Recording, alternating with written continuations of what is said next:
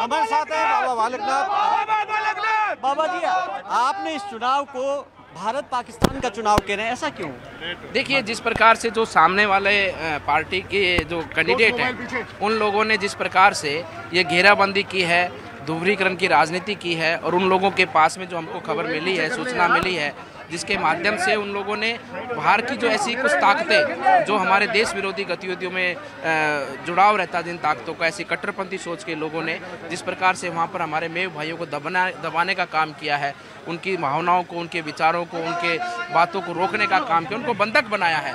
मुझे लगता है कि इसमें देश विरोधी ताकतें इस चुनाव में आई हैं और जो उसका समर्थक कर रही हैं, तो इस नाते मेरा मानना है कि ये एक तरह से हमारे देश का और ऐसी ताकतें जो हमारे देश विरोधी ताकतें हैं, उनके खिलाफ में संघर्ष है, और इसमें हमारा पूरा तिजारा की जनता एकजुट है। कांग्रेस तो कह रही है कि ध्रुवीकरण आपने कर दिया, आप सीएम हाउस को फतवा हाउस कहते हैं। क्यों नहीं? सीएम हाउस है फतवा हाउस, वहाँ से फतवा जारी नहीं हुआ क्या?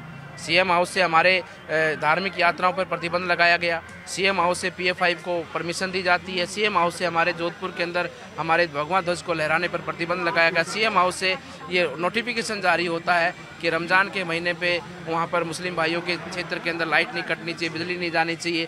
तो ये तो निश्चित रूप से स्पष्ट कांग्रेस ने किया है कि वो फतवा हाउस है।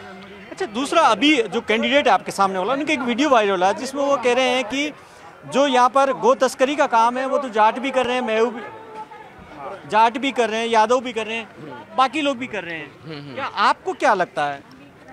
देखिए, वे व्यक्ति जो ऐसे कार्य करते हैं, उन्होंने अपमानित करने का कार्य किया हमारे गौ भक्तों को, पूरे समाज को, पूरे हिंदू समाज को।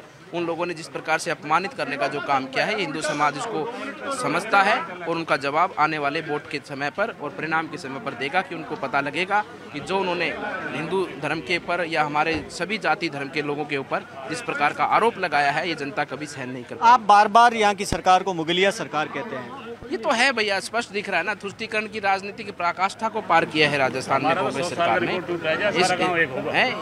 इस तुष्टीकरण की राजनीति ने पराकाष्ठा को पार किया है।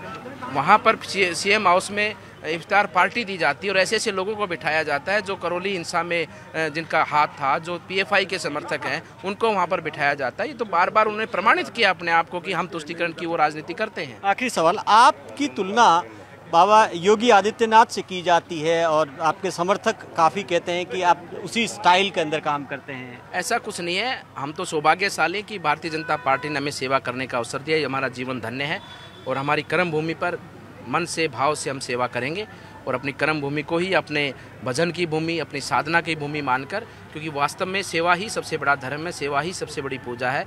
उसी भाव में यही हमारे गुरुजनों का आशीर्वाद और उनका गुरु मंत्र है। उसी पर चलते हमारी परंपरा का जो आदेश है कि हम सेवा करेंगे और समाज, राष्ट्र और जीव जंतु, पूरी प्रकृति की सेवा कर इस प्रकृति के उत्थान के लिए हम अपने जीवन। एक सवाल और है, अगर आपको सीएम के रूप में जिम्मेदारी दे दी जाए तो आप अगर पहला काम कौन सा होगा? जो देखिए भैया, मैं अपनी कर्म भूमि पे हूँ और मेरी कर्म भूमि की सेवा के लिए मुझे सौभाग्य मिला है। मैं अपनी कर्म भूमि की सेवा करूँगा, इतना ही कहना चाहता हूँ।